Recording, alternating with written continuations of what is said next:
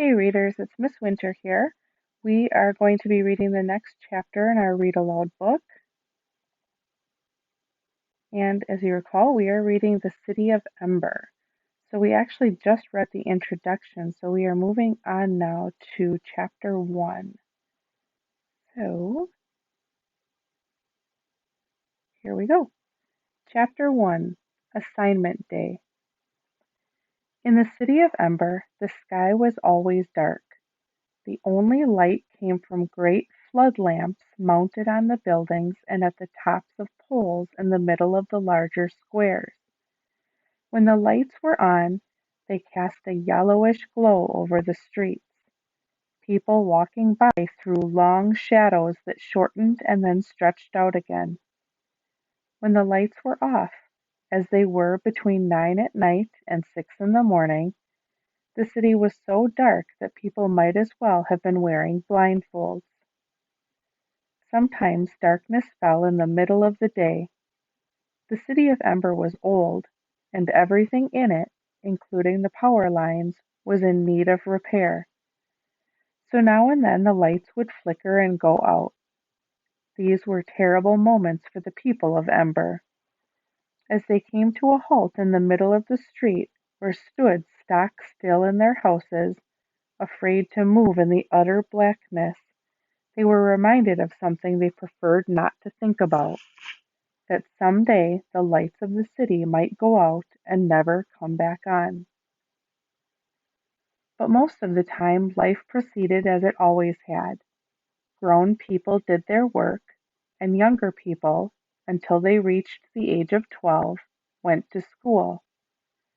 On the last day of their final year, which was called Assignment Day, they were given jobs to do.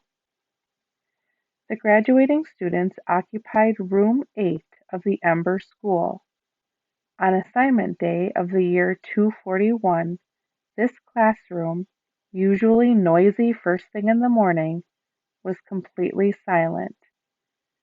All 24 students sat upright and still at the desks they had grown too big for. They were waiting. The desks were arranged in 4 rows of 6, one behind the other. In the last row sat a slender girl named Lena Mayfleet. She was winding a strand of her long, dark hair around her finger, winding and unwinding it again and again. Sometimes she plucked at a thread on her ragged cape or bent over to pull on her socks, which were loose and tended to slide down around her ankles. One of her feet tapped the floor gently or softly.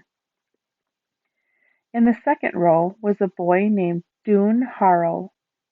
He sat with his shoulders hunched, his eyes squeezed shut in concentration, and his hands clasped tightly together. His hair looked rumpled, as if he hadn't combed it for a while.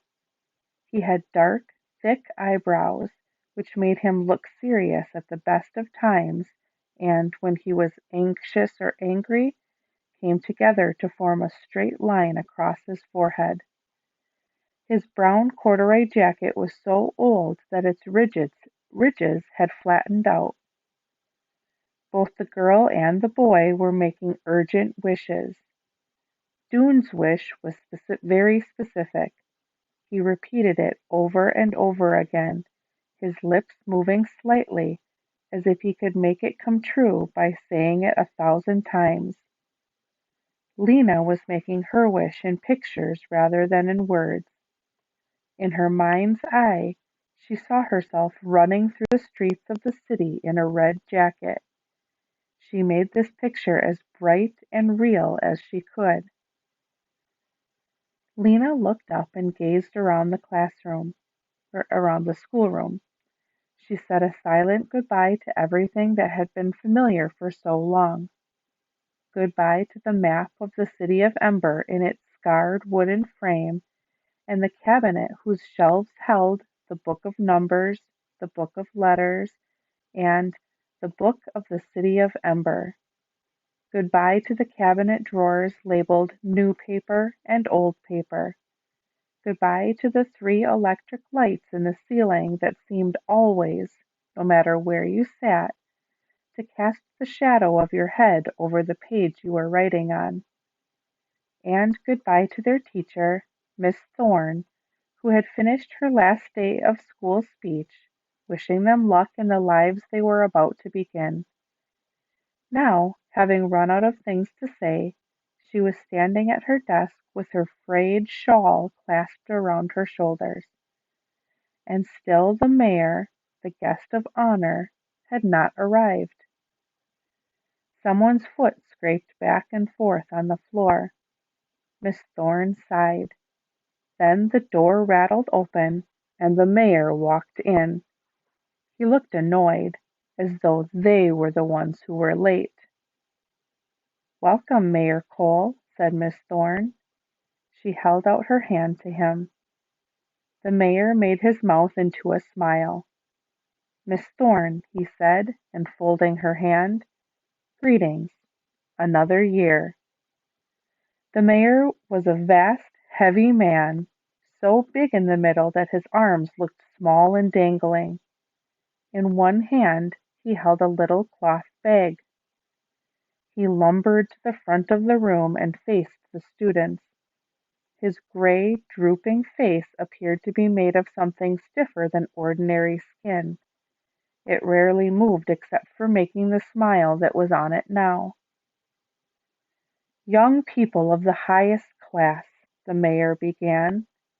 He stopped and scanned the room for several moments. His eyes seemed to look out from far back inside his head. He nodded slowly. "Assignment day now, isn't it?" "Yes. First we get our education, then we serve our city." Again his eyes moved back and forth along the rows of students, and again he nodded, as if someone had confirmed what he'd said. He put the little bag on Miss Thorne's desk and rested his hand on it. "What will that service be, eh? Perhaps you're wondering." He did his smile again, and his heavy cheeks folded like drapes. Lena's hands were cold. She wrapped her cape around her and pressed her hands between her knees. "Please hurry, Mr. Mayor," she said silently. "Please just let us choose and get it over with." Doone, in his mind, was saying the same thing, only he didn't say please. "Something to remember," the mayor said, holding up one finger. "Job you draw today is for 3 years. Then, evaluation. Are you good at your job? Fine, you may keep it. Are you unsatisfactory? Is there a greater need elsewhere? You will be reassigned. It is extremely important," he said, jabbing his finger at the class, "for all work of Ember to be done, to be properly done." He picked up the bag and pulled open the drawstring. "So, let us begin. Simple procedure. Come up one at a time. Reach into this bag. Take one slip of paper. Read it out loud." He smiled and nodded. The flesh under his chin bulged in and out. "Who cares to be first?" No one moved. Lena stared down at the top of her desk. There was a long silence. Then Lizzie Biscoe, one of Lena's best friends, sprang to her feet. "I would like to be first," she said in her breathless high voice. "Good. Walk forward." Lizzie went to stand before the mayor. Because of her orange hair, she looked like a bright spark next to him. "Now choose." The mayor held out the bag with one hand and put the other behind his back, as if to show he would not interfere. Lizzie reached into the bag and withdrew a tightly folded square of paper. She unfolded it carefully. Lena couldn't see the look on Lizzie's face, but she could hear the disappointment in her voice as she read out loud, Supply Depot Clerk. Very good, said the mayor. A vital job. Lizzie trudged back to her desk. Lena smiled at her, but Lizzie made a sour face. Supply Depot Clerk wasn't a bad job, but it was a dull one. The Supply Depot clerk sat behind a long counter, took orders from the storekeepers of Ember, and sent the carriers down to bring up what was wanted from the vast network of storerooms beneath Ember's streets.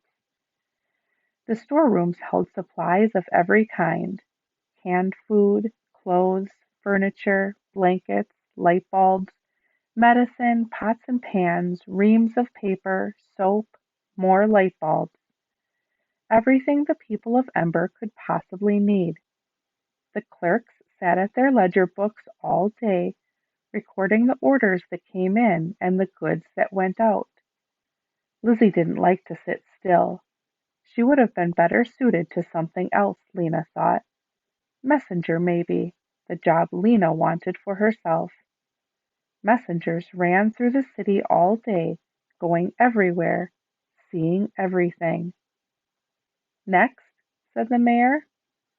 This time 2 people stood up at once, Orley Gordon and Chet Nome. Orley quickly sat down again, and Chet approached the mayor.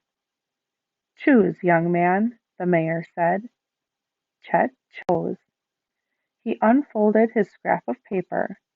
Electrician's helper, he read, and his wide face broke into a smile. Lena heard someone take a quick breath. She looked over to see Doone pressing a hand against his mouth. You never knew each year exactly which jobs would be offered. Some years there were several good jobs, like greenhouse helper, timekeeper's assistant, or messenger, and no bad jobs at all. Other years, jobs like pipeworks laborer, trash sifter, and mold scraper were mixed in.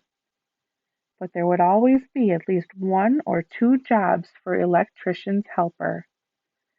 Fixing the electricity was the most important job in Ember, and more people worked at it than at anything else. Orley Gordon was next. She got the job of building repair assistant, which was a good job for Orley. She was a strong girl and liked hard work. Vindy Chance was made a greenhouse helper. She gave Lena a big grin as she went back to her seat. She'll get to work with Clary, Lena thought. Lucky. So far no one had picked a really bad job. Perhaps this time there would be no bad jobs at all. The idea gave her courage. Besides, she had reached the point where the suspense was giving her a stomachache. So as Vindy sat down, even before the mayor could say next, she stood up and stepped forward. The little bag was made of faded green material, gathered at the top with a black string. Lena hesitated a moment, then put her hand inside and fingered the bits of paper. Feeling as if she were stepping off a high building, she picked one. She unfolded it. The words were written in black ink, in small, careful printing. Pipeworks laborer, they said. She stared at them. Out loud, please, the mayor said. Pipeworks laborer, Lena said in a choked whisper. Louder, said the mayor. Pipeworks laborer, Lena said again, her voice loud and cracked. There was a sigh of sympathy from the class. Keeping her eyes on the floor, Lena went back to her desk and sat down. Pipeworks laborers worked below the storerooms in the deep labyrinth of tunnels that contained Ember's water and sewer pipes. They spent their days stopping up leaks and replacing pipe joints. It was wet, cold work. It could even be dangerous. A swift underground river ran through the pipeworks, and every now and then someone fell into it and was lost. People were lost occasionally in the tunnels, too, if they strayed too far. Lena stared miserably down at a letter B someone had scratched into her desktop long ago. Almost anything would have been better than pipeworks laborer. Greenhouse helper had been her second choice. She imagined with longing the warm air and earthy smell of the greenhouse, where she could have worked with Clary, the greenhouse manager, someone she'd known all her life. She would have been content as a doctor's assistant, too, binding up cuts and bones. Even street sweeper or cart puller would have been better. At least then she could have stayed above ground, with space and people around her. She thought going down into the pipeworks must be like being buried alive. One by one, the other students chose their jobs. None of them got such a wretched job as hers. Finally, the last person rose from his chair and walked forward. It was Doone. His dark eyebrows were drawn together in a frown of concentration. His hands, Lena saw, were clenched into fists at his sides. Doone reached into the bag and took out the last scrap of paper. He paused a minute, pressing it tightly in his hand. "Go on," said the mayor. "Read." Unfolding the paper, Doone read, "Messenger." He scowled, crumpled the paper, and dashed it to the floor. Lena gasped. The whole class rustled in surprise. Why would anyone be angry to get the job of messenger? "Bad behavior!" cried the mayor. His eyes bulged and his face darkened. "Go to your seat immediately." Doone kicked the crumpled paper into a corner. Then he stalked back to his desk and flung himself down. The mayor took a short breath and blinked furiously. "Disgraceful," he said, glaring at Doone. "A childish display of temper. Students should be glad to work for their city. Ember will prosper if all citizens do their best." He held up a stern finger as he said this, and moved his eyes slowly from one face to the next. Suddenly, Doone spoke up. "But Ember is not prospering," he cried. "Everything is getting worse and worse." "Silence!" cried the mayor. "The blackouts!" cried Doone. He jumped from his seat. "The lights go out all the time now. And the shortages. There's shortages of everything. If no one does anything about it, something terrible is going to happen." Lena listened with a pounding heart. What was wrong with Doone? Why was he so upset? He was taking things too seriously, as he always did. Miss Thorne strode to Doone and put a hand on his shoulder. "Sit down now," she said quietly, but Doone remained standing. The mayor glared. For a few moments he said nothing. Then he smiled, showing a neat row of gray teeth. "Miss Thorne," he said, "who might this young man be?" "I am Doone Harrell," said Doone. "I will remember you," said the mayor. He gave Doone a long look, then turned to the class and smiled his smile again. "Congratulations to all," he said. "Welcome to Ember's workforce. Miss Thorne, class, thank you." The mayor shook hands with Miss Thorne and departed. The students gathered their coats and caps and filed out of the classroom. Lena walked down the wide hallway with Lizzie, who said, "Poor you! I thought I picked a bad one, but you got the worst. I feel lucky compared to you." Once they were out the door, Lizzie said goodbye and scurried away, as if Lena's bad luck were a disease she might catch. Lena stood on the steps for a moment and gazed across Harkin Square, where people walked briskly, bundled up cozily in their coats and scarves, or talked to one another in the pools of light beneath the great street lamps. A boy in a red messenger's jacket ran toward the gathering hall. On Otterville Street, a man pulled a cart filled with sacks of potatoes, and in the buildings all around the square, rows of lighted windows shone bright yellow and deep gold. Lena sighed. This was where she wanted to be, up here where everything happened, not down underground. Someone tapped her on the shoulder. Startled, she turned and saw Dune behind her. His thin face looked pale. "Will you trade with me?" he asked. "Trade?" "Trade jobs. I don't want to waste my time being a messenger. I want to help save the city, not run around carrying gossip." Lena gaped at him. "You'd rather be in the pipe works?" "Electrician's helper is what I wanted," Dune said, "but Chet won't trade, of course. Pipe works is second best." "But why?" "Because the generator is in the pipe works," said Dune. Lena knew about the generator, of course. In some mysterious way, it turned the running of the river into power for the city. You could feel its deep rumble when you stood in Plummer Square. "I need to see the generator," Dune said. I have I have ideas about it." He thrust his hands into his pockets. "So," he said, "will you trade?" "Yes," cried Lena. "Messenger is the job I want most." And not a useless job at all, in her opinion.